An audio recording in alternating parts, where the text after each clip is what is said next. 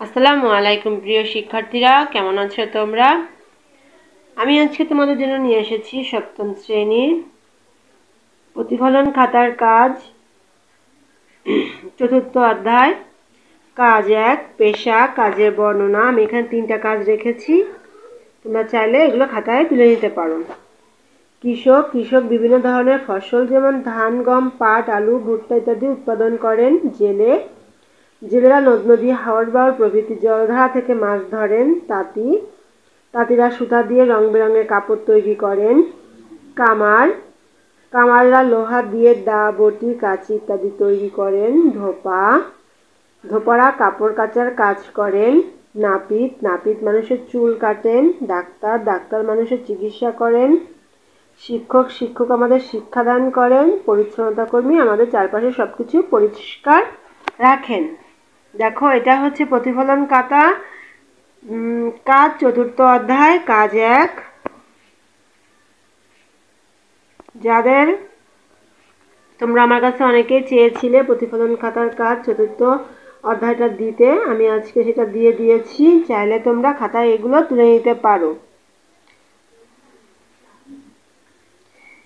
এরপরে চলে যাচ্ছি আমি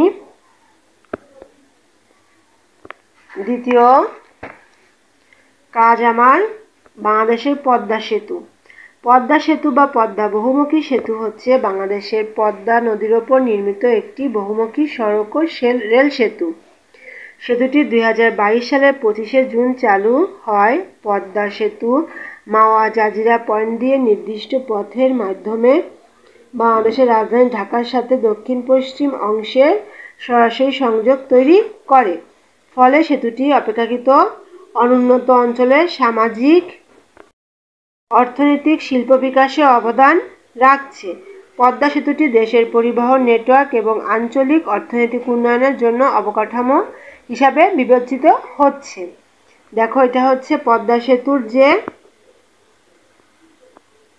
কাজটা।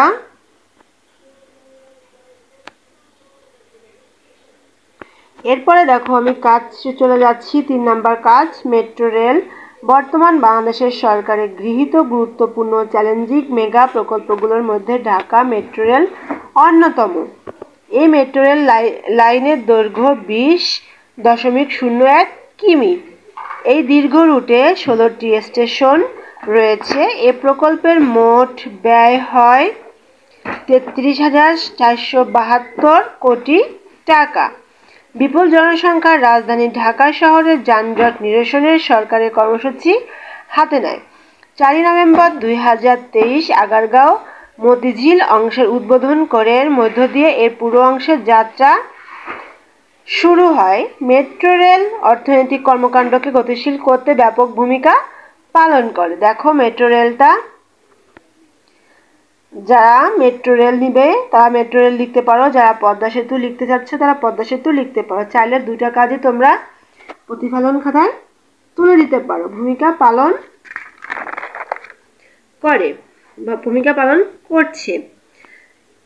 এটা ছিল হচ্ছে আমাদের প্রতিফলন খাতা, সামাজিক ইতিহাস ও সামাজিক বিজ্ঞান প্রতিফলন খাতার কাজ, চতুর্থ অধ্যায়ের কাজ। আজকে তাহলে এখানে ভিডিও শেষ করছি। সবাই ভালো থেকো, সুস্থ থেকো। আল্লাহ হাফেজ। আসসালামু আলাইকুম।